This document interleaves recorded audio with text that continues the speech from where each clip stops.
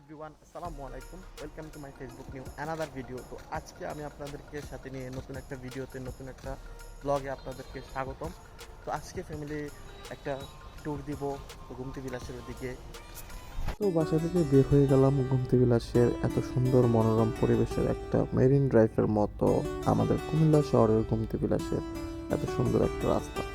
তো রাস্তা দিয়ে চলে যাচ্ছি। তো আমরা প্রথমে যাব এখন গোমতী নদীর একদম পার ঘেঁষে, যেখানে নদীর পাড়ে বসে আমরা ফ্যামিলির সাথে আজকে একটা পিকনিকের আয়োজন করছি। তো আমরা সবাই মিলে একটা রিসোর্ট খুঁজতেছি, যে রিসোর্টটাতে সবাই মিলেমিশে একসাথে বসতে পারবো এবং কিছুটা সময় পার করতে পারবো, এনজয় করব, খাওয়া দাওয়া করতে পারবো।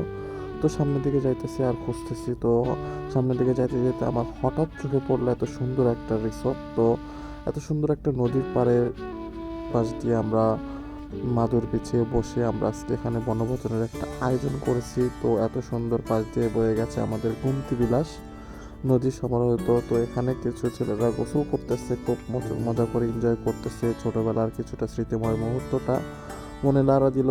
আর এত সুন্দর গ্রিন ঘাসের কার্পেটের সাথে বিছিয়ে আমরা নদীর পাড়ে বসে আজকে কিছুক্ষণ বনবিলাসের মতো আয়োজন করে এবং বনভোজনের মতো কিছুটা সময় পার করব।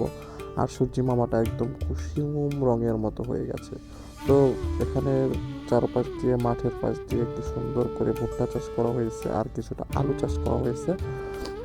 তো মাঝখান দিয়ে বয়ে গেছে এত সুন্দর একটা প্রলোভনীত নদী আর এত সুন্দর একটা মনোরম পরিবেশের মধ্যে দিয়ে ফ্যামিলির সাথে কিছুটা সময় মুহূর্ত পার করাটা এতটা আনন্দময় কারো কাছে বলে বোঝানো যাবে না। এত সুন্দর সূর্যির মামার সাথে আমরা বাসা থেকে খাবার রান্না করে নিয়ে আসছিলাম, পোলাও আর রোস্ট। তো বিছিয়ে আমরা খাবার পরিবেশন করে তো খাওয়ার উদ্দেশ্য নিলাম। তো সূর্যি মামাও খুব নিচে চলে গেছে, ডুবতে শুরু করলো, সন্ধ্যা ঘনিয়ে আসছে। তো এত সুন্দর একটা মুহূর্তের মধ্যে দিয়ে ফ্যামিলির সাথে কিছুটা সময় পার করার নামে হচ্ছে আনন্দময় স্মৃতিটা কাজ করে।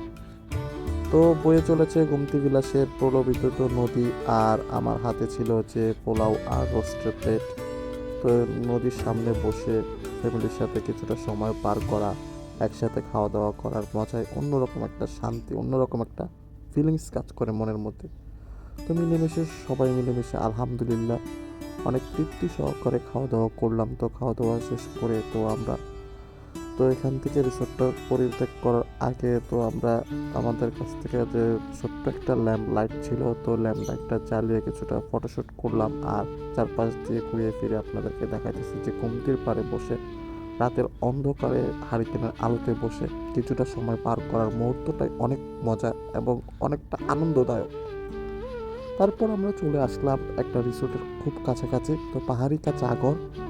তো এখানের কার চাটা আমরা আজকে ট্রাই করবো সবাই মিলেমিশে। তো রিসোর্টটা পুরোটা রঙিন মরিচ পাত্রি দিয়ে সাজিয়ে ফুটিয়ে তুলেছে পাহাড়িকা চা ঘরের। এখানকার চাটা খুব স্পেশাল। তো এখানে আমরা সবাই মিলেমিশে কিছুক্ষণ আড্ডা দিব, ঘুরবো ফিরবো। তো এই রেস্টুরেন্টের চাটা ট্রাই করব। তো ভিতরের পরিবারটিটা খুব সুন্দর করে সাজিয়ে গুছিয়ে ফুটিয়ে তুলেছে তারা। এত সুন্দর একটা ওয়েদারের সাথে মিলেমিশে সবাই একসাথে আড্ডা দিতেছে, সবাই ভালো লাগার মতো একটা পরিবেশ। তো আমরা চায়ের জন্য অপেক্ষা করতে করতে হঠাৎ করে আমাদের সামনে চলে আসলো আমাদের যে ফেমাস বিখ্যাত চা, পাহাড়িকা চা করে।